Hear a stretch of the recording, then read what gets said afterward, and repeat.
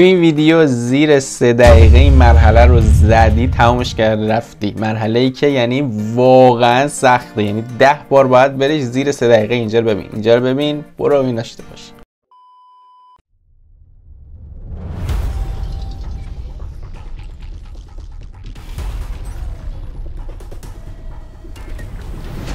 سلام بچه‌ها، خوش اومدید به یه اپیزود دیگه از اسی گیمینگ شو.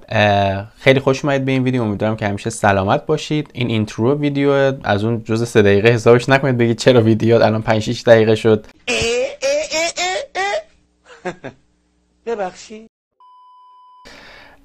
گفتی زیر 3 دقیقه. تو خود بازی ببینید من قشنگ زیر 3 دقیقه این مرحله رو براتون تمامش کردم. مرحله سختی خدایی.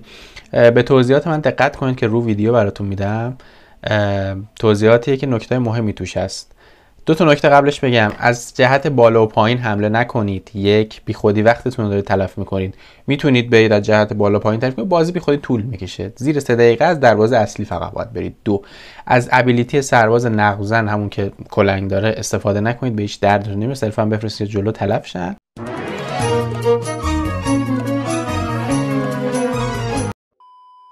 حواستون فقط موقع حمله به سربازاتون باشه. بریم که داشته باشیم ویدیو رو.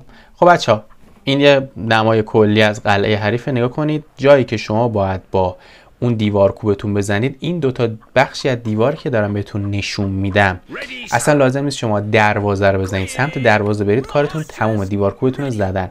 کماندارا و تیراندازاتون رو یه جا میکنید. نردبوندارا سربازان که تو این بازی به هیچ درد شما نمیخوره. باز دوباره شروع کردی؟ چون که اونا چیز دارن، باطلاق دارن، چی میگن اسمش، خندق دارن. اولین دیوار کوبتون رو میفرستید حرکت کنه، سرعتش کنده نمیرسه. بعد پشت سرش نردبوندارا رو میفرستید. نردبوندارا مادر مرده میرن جلو، به چیز اعظم میرن. ما تا چیز ما رفتیم تو گل.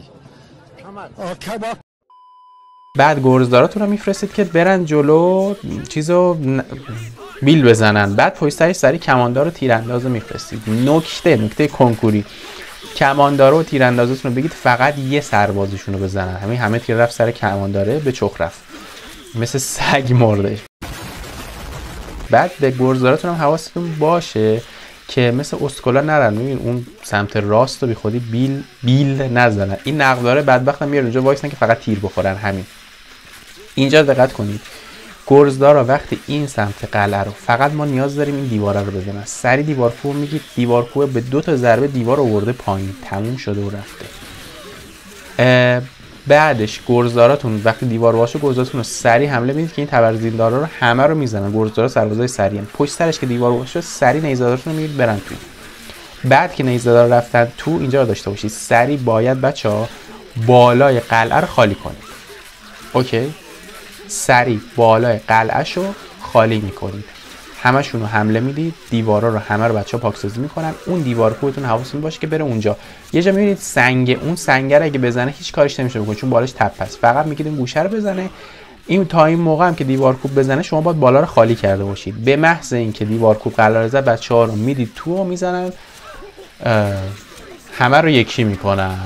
شما خوب نیست ولی خوب نکبار جکبار همه رو یکی میکنن. و اولویت اینه که بچه‌ها برن بالا. فقط اول تیراندازا رو بزنن، بعد هم کراسبوونا رو بزنن، بعدش کماندارا رو بزنن و سلام دیگه. وقتی تیرانداز طرف نشته باشه نمیتونه سریع سربازاتون مثل ابر بهار بیفتن زمین. برگ خزون میگن چی میگن، بیفتن زمین داغون شد.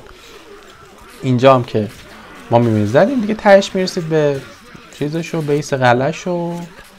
تمام. اگه وقت گرفته باشید اونجا که من ویدیو رو شروع کرده باشم دقیقاً 3 دقیقه شد. حالا اگه میتونید شما کمتر تمامش کنید تو کامنت ها بفرستید ویدیوشو برام توی چنل دیسکورد یا یه لینکشو برام بفرستید اگه کمتر تونستید، ولی در سریع ترین زمان ممکن برام شد 3 دقیقه. و این مرحله سریع رد میشه. خیلی مرحله سختی هم هست و واقعا یه خورده هی باید تمرین کنید که چیکار کنید. ولی نکته اصلیش اینه که دیوار کوب فقط دیوار رو بزنه، نه چیزو، دروازه رو. اینجا هم که تموم شد. مرسی که بچه‌ها تا اینجا ویدیو دیدید. اگه این ویدیو کمکتون کرد، یادتون باشه که چنل رو سابسکرایب کنید. مرسی از اون فرچه. خداحافظ.